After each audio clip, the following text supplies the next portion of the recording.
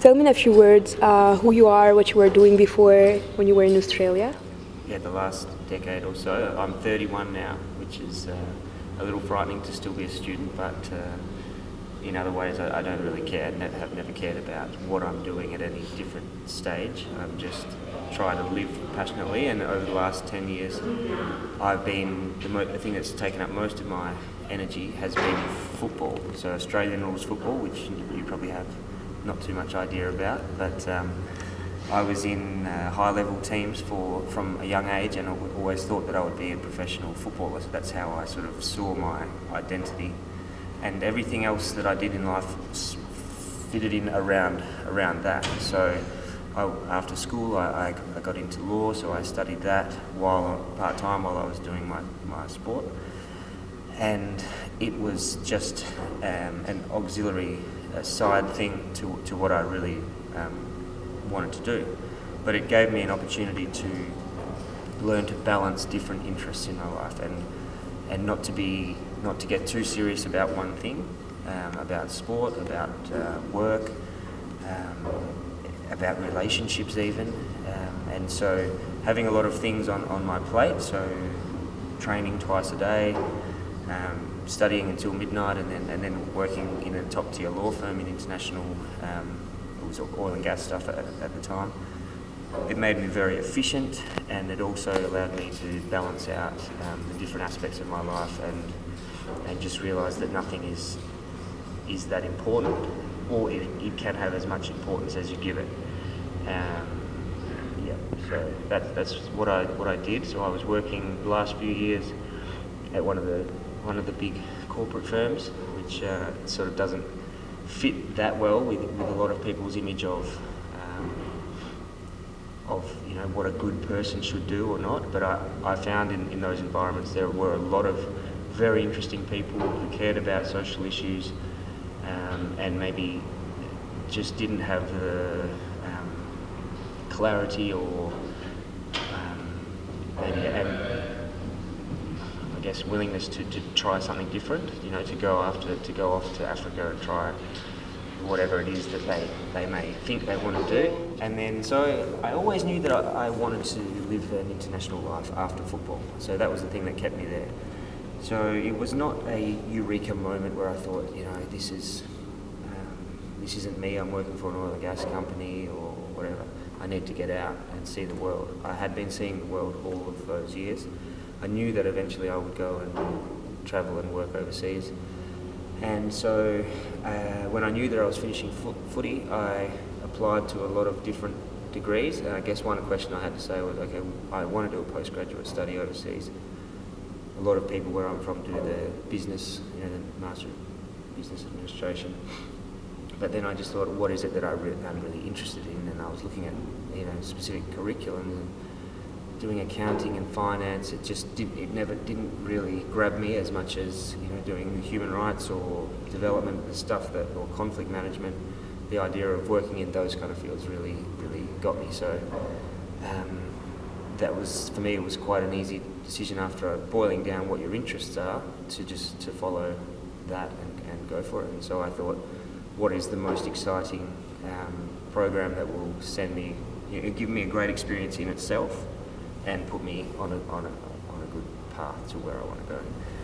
And so a year in Paris, a year in New York, I found this program between Columbia and Sciences Po, and it was perfect. So I applied and got in, and even though maybe I exaggerated on my level of French in the application, in hindsight it was just the best decision. Yeah. And what did you study when you were in Sciences Po? So I did a big range. As you know, so we do like 10 subjects per semester. So I treated it as an opportunity to get a broad brush experience from everything from South Asian conflicts. So I did a great class on Pakistan's dynamics, political dynamics. I did some international energy classes because I just thought, that was my background. I wonder whether it can lead, the nexus between energy and conflict and development, the oil wars in Africa and the Middle East. That could have been something, but less and less was appealing. And yeah, the human rights, or understanding like humanitarian action and human rights was just where I felt, the people in that group I was getting along with really well, and it's where I can see myself being for the next 10 years, like in conflict zones where people are dealing with tougher shit than which coffee to get. Which in Australia it's such a beautiful life, but it's a very comfortable life, and I am curious to see how people, see the best of people and the worst of people in those intense environments, and so I think that's probably the selfish reasons for following this path. And what did you do this summer after Sciences Po? Because I had worked for a few years, I didn't have to do an internship, and so I went, just did some travel and tried to meet people who were in these organisations. And what are your plans for the future?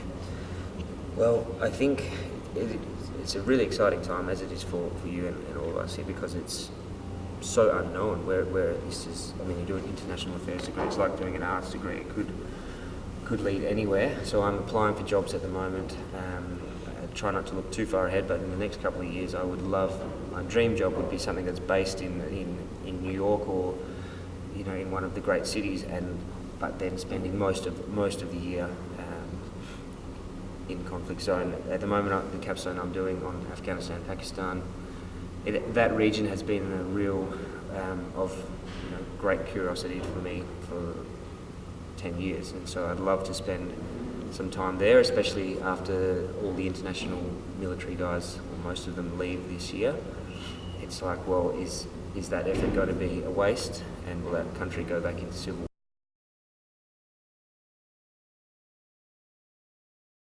level change, which I could be involved with? And so that would be a if I could work with an organisation that I believed in on the ground there, that would be perfect. And what is the best thing you took from Sciences Po, and the best thing you took from Columbia CIPA? Sciences Po, I mean, I look at Sciences Po in terms of the whole Paris experience, like being an outsider, like a proper outsider that doesn't speak the language, in probably the most reputable French university for political science, at least. And so it was learning to be comfortable in that role, in a different society, and loving it, to be honest. Like loving being alone sometimes, loving having, appreciating small encounters with French people who invite you into a home after a little while. And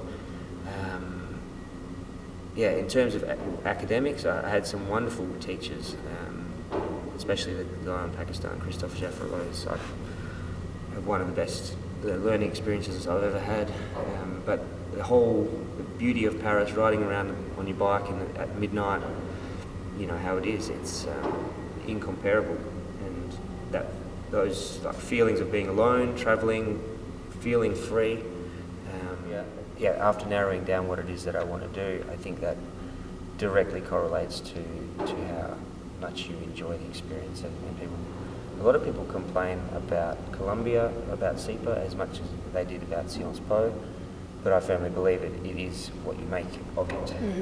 And that's not just this experience, it's every experience. Like, there are so many positive things to focus on that, slow administration, these kind of things, if you're worrying about that, you're missing the point.